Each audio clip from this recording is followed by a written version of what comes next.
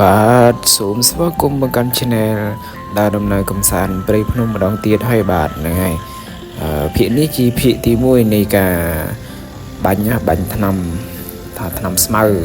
ហើយនឹងថ្នាំបើស្រូវផងហើយស្រូវនេះនៅក្នុងច្រប់